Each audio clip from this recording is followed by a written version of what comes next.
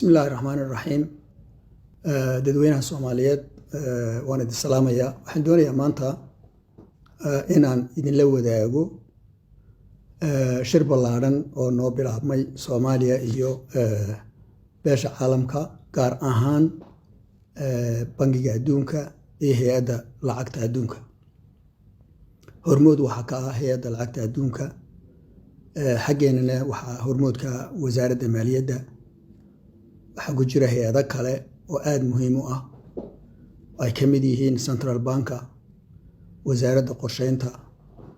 wasaaradda ganacsiga wasaaradda isgaarsiinta telecommunicationka iyo dhowr meelood oo kale oo loo baahan yahay in lala fiiriyo wixii ay qabteen waxa markaa ay tahay shirkan uu yahay shirar awalba la qaban jiray laakiin koobna ayaan bilownay shalay oo 22 ahayd shirkaasi wuxuu soconayaa 22 shalay laga soo bilaabo ilaa iyo bisha dambe 8 waad garan kartaa marka ahmiyadda uu leeyahay shirkan noocaas oo kale waxa sida loo sameynayaana waxa ay wax ka sheegaysaa heerka aan marayno iyo doorashooyinka iyo arrimaha iyo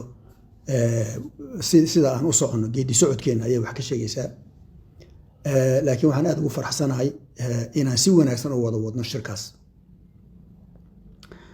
shirkaasi waxa lagaga hadlayaa 12 bilood ee ina soo dhaafay wixii Soomaaliya u soo qabsoomay oo dhaqaalaha iyo maaliyadda iyo baayac mushtariga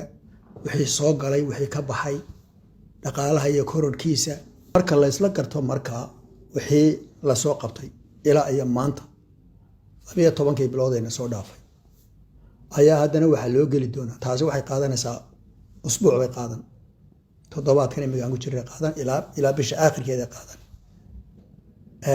bisha soo socota kood labadeeda marka laga bilaabo ilaa 8 waxa laga wada hadlay oo daraska soo socda 12 bilood ee foodayna ku soo haya ayada oo loo malaynayo ama de assumption laga qaadanayo waqtiga doorashada madaxweynuhu dhacayso markaas waxa laga hadlayaa marka waxa weeye caadadu sida ay tahay baananku marka ay wadanada sideenoo kale ay la tacaamulayaan oo ay kala tacaamulayaan geedi socodka deyn cafinta iyo wixii la xidhiidha marka arrimahan oo kala dhacaanay doorashadu daba dheeraato way joojiyaan ama aad bay u hakiyaan innaga runtii lama joojin hakintuna wixii aan budget support ahayn kabka miisaaniyad ahayn lama hakinin shaqadii sidiiba iskaga socota sidiiba wada hadaladeeda u socdaan sidiiba mashaariicdii u socotaa oo preparationkeeda iyo appraisalkooda iyo arrimaheeda loo wadaa sidiiba boardkoodu active u yahay oo wixii loo geeyo uu ansixiyaa marka inagu sidaas ayaan ku soconaa marka waxaa la doonayaa marka waxaan ku heshiinay waan muddo ka shaqaynaynay hay'adda lacagta adduunku inaanay dib u dhigin imtixaanadan shaqadan aan maanta wadno inaanay dib u dhigin caadatan waxay ahaan lahayd in shaqadan la bilaabo marka madaxweyne la doorto marka madaxweyne la doorto ay ahayd inay yimaadaan munaaqashadooda galaan discussionkooda galaan dhinac walba eegaan dabeetana madaxweynaha iyo dowladdiisa ay la discuss karayaan bay ahaan lahayd normally taa waxaan ogaanay inay dib inooga dhacayso waxaan markaa ku qancinay inay shaqada bilaabaan oo shaqada galaan oo shaqada dhammaystiraan bisha 8 markay dhammaystiraan soo socota ilaa bisha bartankeeda ilaa aakhirkeeda March marka la yiraahdo waxay diyaar noqonayaan inay boardkooda tagaan intaanay boardkooda tagin markaa waxaan ku heshiinay inay madaxweynaha la doortay maalinta la doorto maalinta labaad haddii ilaahay yiraahdo ay shir weyn la galaano fogaan araga madaxweynaha markaa ay arrintaa u soo bandhigaan hadduu madaxweynuhu yiraahdo waan ku qanacsanahay visionkayga iyo aragtidana waa sidaa oo saasaan u soconaa isla gartaan maalinta labaadba ay boardkooda geeyaan oo dabeetana soo ansixiyaan oo wixii la inoogu talagalay markaa aanu hakadgelin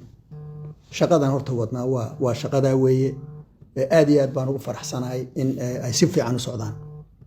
marka taasaan doonayay inaan idinla wadaago si aad u ogaataan labada weeg ee soo socda waxaan ku mashquulsannahay la falgalka beesha caalamka gaar ahaana hay-adda lacagta adduunka iyo baanka